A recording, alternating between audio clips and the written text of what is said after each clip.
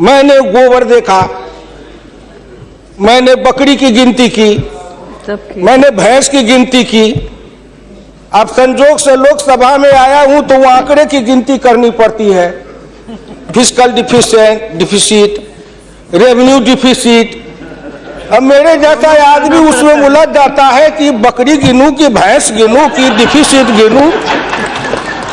यहाँ आके डेफिसिट गिनो, वहां बाद में गिनो। और हम तो केवल वही खोजते हैं, जैसे युद्ध के बाद सीता माता के साथ युद्ध जीतने के बाद, लंका विजय के बाद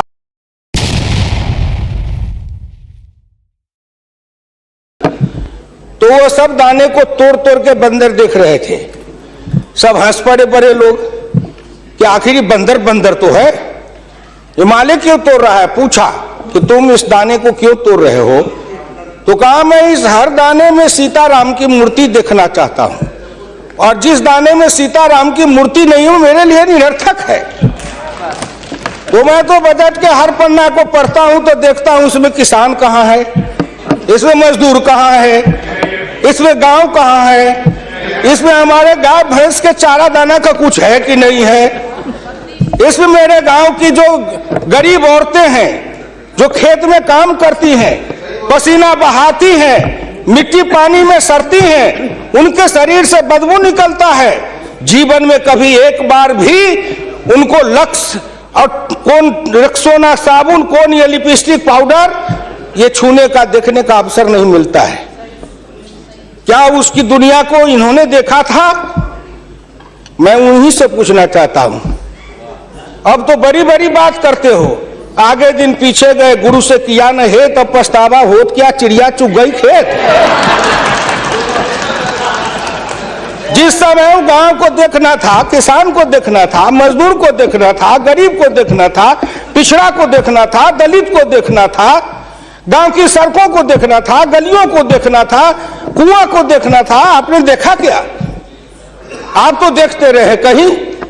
ये दो हिंदुस्तान, एक हिंदुस्तान में दो हिंदुस्तान आपने बनाया। एक है भारत, एक है India, that is called Hindustan. आपने बनाया ना। मैं आज भी कहता हूं, अगर मेरे गांव के किसी को उठावे, आंख में पट्टी बांध दे, हिंदुस्तान के कहीं भी, उड़ीसा हो, बंगाल हो, कहीं हो, किसान को लावे, गांव में आंख पर पट्टी बांध दे और एक बार इंडिया गेट पर उसकी आंख को खोल दे, उसको लगेगा कि हम स्वर्ग में चले आए, कि बैकुंठ में चले आए, कि इंद्रपुरी चले आए। इतना का अंतर है। मैं 1977 में एमएलए बन के आया, इंडिया गेट के किनारे पैदल टहल रहा था, एक बड़ी गाड़ी में एक बड़ा कुत्ता जा रहा था, वो अपने मुंह को निकाल के जी लपलपाते जा रहा था। मैं गांव का आदमी खड़ा होकर सोचने लगा, कुत्ता जरूर कुछ कह रहा है। मैं एमपी था, कभी दिल्ली देखा नहीं था, मेरे अंदर से आवाज आई कि कुत्ता कह रहा है, क्या है तू गांव का किसान, गरीब, मजदूर, पिछड़ा, दलित, तू क्या जन्म लेके करने आया है? तुझसे मैं सौभाग्यशाली हूं। देख, मैं ठंड गर्म गाड़ी में बैठा हूं, केक खाता हूं, ऑमलेट कटलेट खाता हूं, गद्दे पर सोता हूं। तुमने देखा हिंदुस्तान, तुमसे अच्छा मैं हूं। उस दिन मुझे लगा कि इस हिंदुस्तान के बड़े लोगों के कुत्ते भी मुझसे अच्छी जिंदगी जी के रहे हैं, और मुझे उस जिंदगी से भी बदतर जिंदगी जिलाने वाले कोई नहीं है, आप हैं। राज किया है आपने। मैं आंदोलन किया, जेल में गया, जेल में सराया। आज भी पूर्वा हवा चलती है तो आपके पुलिस की लाठी से जो हड्डी में चोट है वो कहीं ना कहीं दर्द करने लगता है। तब मुझे ऐसा एहसास होता है कि जिस राज में मुझे इतना कष्ट मिला था, अगर मेरा बस चले तो उस राज को सदा सर्वदा के लिए हिंदुस्तान से उखाड़ के गया जी में जाके पिंडदान कर दूं, जो फिर निकलने न पाए। क्या बात करते हैं साहब?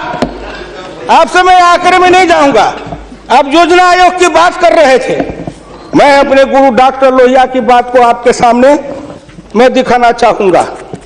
मैं नहीं बोलता, मुझे तो उन्होंने दृष्टि दी थी। इसी लोकसभा में 6 सितंबर 1963 को एक बहस हुई थी, ख्याल रखिएगा।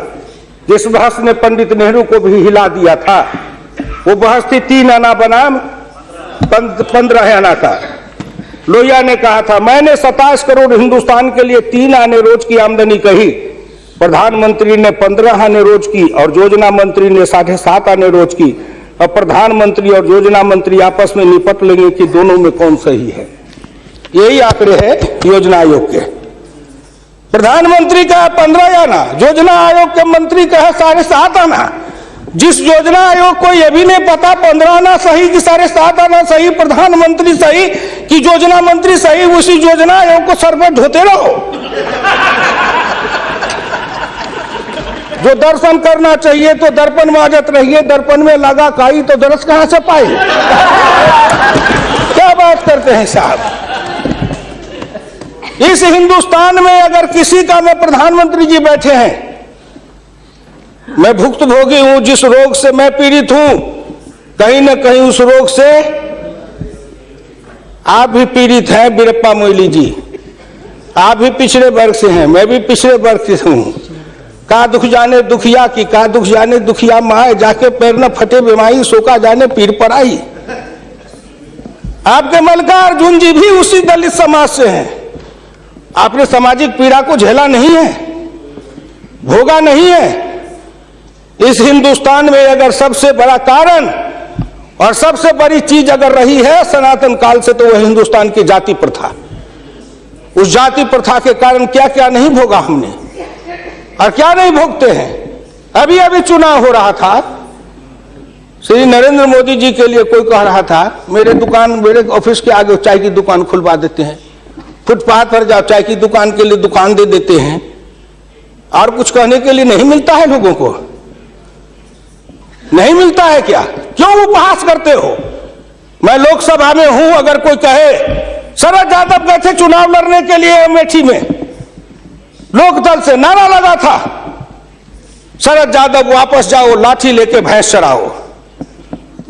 कर्पूरी ठाकुर जैसा नाई का बेटा गरीब, जिसके नेतृत्व में बिहार में इतना परिवर्तन किया, वो बिहार का मुख्यमंत्री बना, 27% आरक्षण दिया, हाई स्कूल तक फीस माफ किया, मिडिल स्कूल तक फीस माफ किया, 5 एकड़ से मलगुजारी माफ किया। और कर्पूरी ठाकुर के लिए नारा लगा था, कर्पूरी ठाकुर दिल्ली जाओ, छुड़ा लेके सैलून खोलो।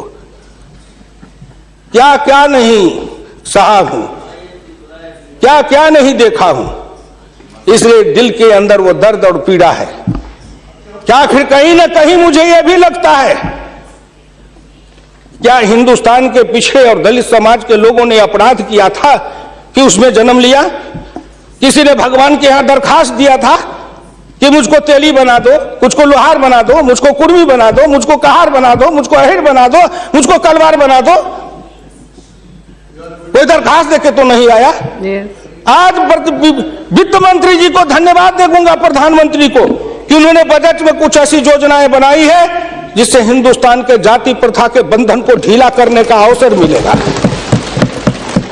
जब उनकी आर्थिक चेतना बढ़ेगी, आर्थिक विकास होगा कब? जब गांव में पैसा जाएगा, तब गरीब के हाथ में रोजगार जाएगा, तब उनकी आर्थिक उन्नति होगी, तब कहीं जाके उनके जीवन में विकास होगा।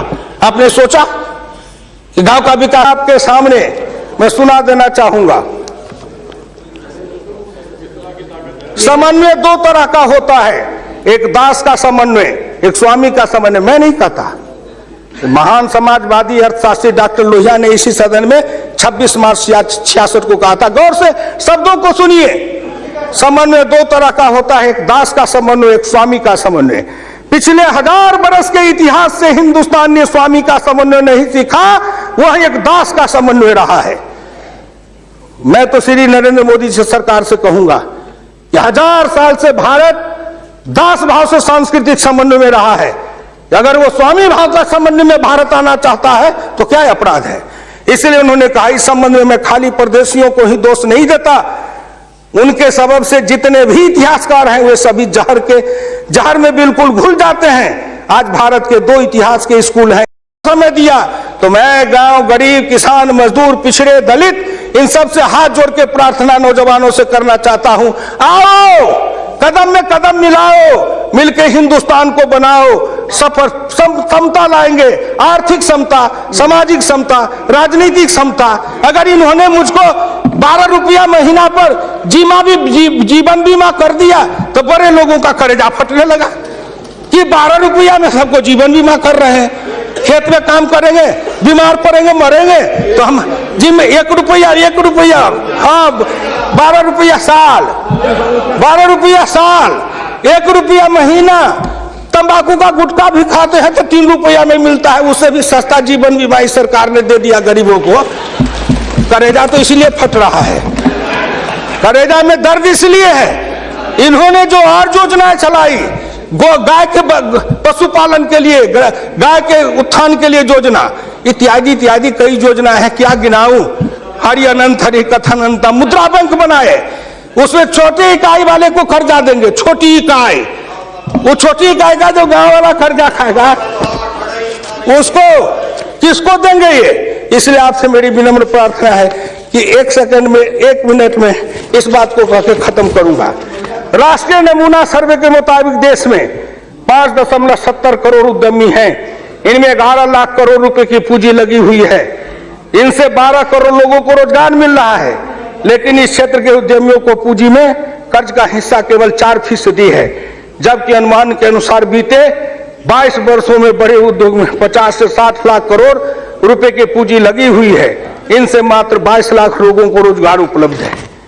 ये छोटे उद्योग, फरहई को, लोहार को, कुम्हार को, हजाम को, ये जो छोटे छोटे, ये जाति छूटेगी इससे। जाति आधारित हिंदुस्तान में पेशा है और पेशा के आधार पर जाति बनाया गया। अब इन रोजगार के जरिए उनके हाथ को काम देंगे, उन छोटे उद्यमियों को रोजगार देंगे।